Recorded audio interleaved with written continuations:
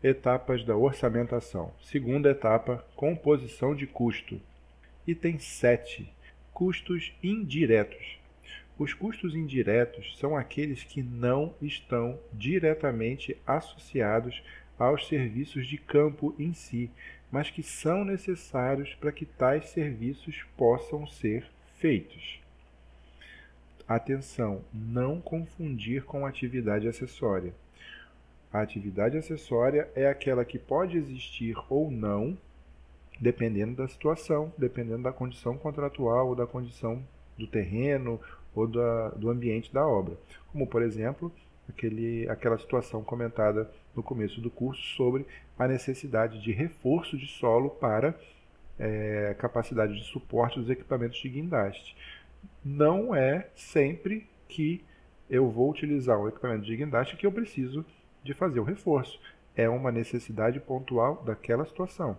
Não é sempre que em se fazendo alvenaria existe a demanda, existe a obrigatoriedade da utilização de uma tela soldada no encontro com a alvenaria, com a estrutura.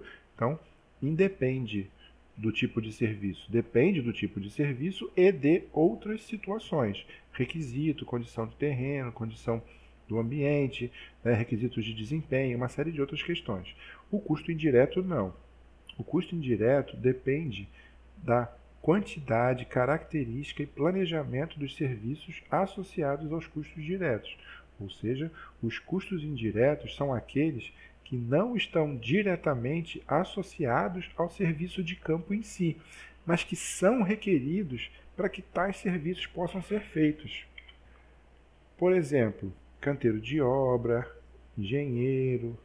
Nessa fase são dimensionadas as equipes técnicas, engenheiros, mestres encarregados, a equipe de apoio, como almoxerifado, apontador, a de suporte, o secretário, a vigia, os gastos gerais da obra, as contas, os materiais de escritório de limpeza, etc., a mobilização e desmobilização de canteiro, as taxas e os emolumentos, ou seja, a partir do momento que eu tenho obra, que eu tenho serviço acontecendo, eu tenho esses gastos, ou seja, eles vão acontecer, independente do que está sendo produzido. Independente se está sendo produzido muito ou pouco. Eu preciso desses custos indiretos para que os custos diretos aconteçam. Eu só tenho a produção da obra se eu tiver esse conjunto de outros gastos acontecendo, como mestres, engenheiros, almoxarife, o canteiro de obra em si. Então, tudo isso é necessário para que a obra aconteça. E outras despesas gerais. E os equipamentos de proteção individual e os equipamentos de proteção coletiva. Como considerar e caracterizar cada um deles? Isso vai depender muito do tipo de equipamento, do EPI e da proteção coletiva. Por exemplo, equipamentos. A betoneira, ela é um custo direto ou um custo indireto? Depende de como ela está sendo utilizada. Se apenas um serviço, eu estou utilizando a betoneira única e exclusivamente para a produção de argamassa para o assentamento de alvenaria, eu preferencialmente tenho esse equipamento como um insumo na composição da produção da argamassa para a alvenaria. Então ele é um custo direto, não estaria tratando dele aqui. Agora, se eu tenho uma central com uma betoneira ou duas e uma equipe produzindo argamassa, ora argamassa de assentamento, ora argamassa de revestimento, ora argamassa para contrapiso, e atendendo múltiplas frentes de trabalho, fica mais difícil você ratear isso entre os serviços. Então, uma possibilidade é você identificar isso, caracterizar isso como um custo indireto em equipamentos para produzir um conjunto de outros serviços que estão sendo executados e que demandam aquele equipamento. O EPI, mais adequadamente, como a gente já comentou na composição unitária, a exemplo daquele eletricista, que tem na composição unitária da SINAP, que a gente viu na aula passada, onde o eletricista vem de uma composição, ele pode ser encaixado ali, esse EPI. O EPI ele pode estar num conjunto de gastos necessários à produção de uma hora de um profissional, por exemplo. Eu posso pegar cada profissional, cada trabalhador e pegar um histórico de um capacete a cada 6 meses, ou um par de botas a cada 3 meses, ou um conjunto de luva, protetor auricular, exames periódicos, transformar tudo isso numa série de gastos ao longo do tempo diluir por hora e eu tenho um custo horário para ele. Essa é uma forma. A outra forma é transformar tudo isso num custo específico para o item segurança do trabalho e alocar no meu orçamento um item especificamente para isso. A mesma coisa em relação às proteções coletivas. Se eu tenho uma proteção de periferia enquanto eu estou fazendo a estrutura de um prédio, eu posso ter todo esse gasto de mão de obra em madeira ou material para executar associado à estrutura, como um dos serviços no grupo estrutura, ou eu posso ter ele separado, já que ele pode de repente ficar por mais tempo, como por exemplo as bandejas primária e secundária, elas atendem à estrutura, atendem à alvenaria, atendem ao revestimento, então já tem que ter um rateio. Então, tudo isso vai depender muito da forma como a empresa trabalha e principalmente como ela faz a leitura desses gastos. Se eu puder ter associado esses gastos aos custos diretos, por exemplo, no caso da proteção coletiva de periferia em estrutura, é melhor, porque eu consigo ter um parâmetro de, na execução de uma próxima obra que eu tenha que fazer uma estrutura, o meu gasto relacionado a essa proteção de periferia, ele está mais relacionado à área de uma laje e à velocidade de concretagens e movimentação disso do que a área total construída, por exemplo. Então, a relação que eu vou tirar entre os gastos e a produção e o prazo, para depois ter indicadores para fazer uma estimativa de custo ou uma orçamentação parametrizada, eles são facilitados se esses custos estiverem associados à produção. Se tiverem todos eles alocados como custo indireto, é difícil você criar um parâmetro salvo área total de obra construída. E não necessariamente esse é o melhor parâmetro, porque só área construída não é um bom indicador para ele sozinho ser representativo de todos os outros insumos e equipamentos e materiais que são considerados nos custos indiretos. Então, sempre na medida do possível, é transformar tudo em custo direto.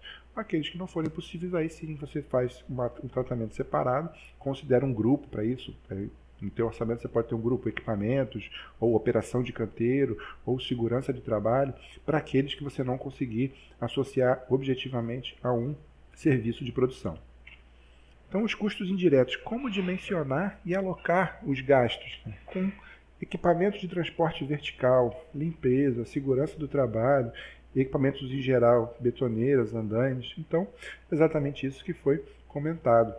Se você conseguir identificar que aquele custo se refere ou está intimamente ligado a apenas um custo direto, é interessante que ele seja lançado ali e deixar simplesmente para custo indireto aqueles que realmente são rateados por vários serviços e que atendem múltiplas frentes de trabalho. Então, as opções são criar itens específicos na EAP. Eu posso ter grupos específicos para a EAP. Então, na minha EAP, eu crio um grupo específico como segurança do trabalho, operação de canteiro, transporte interno, o transporte vertical e coisas desse tipo. Ou eu posso pegar isso e separar dentro dos itens dos custos diretos. Por exemplo, equipamentos de fachada, um balancinho de fachada.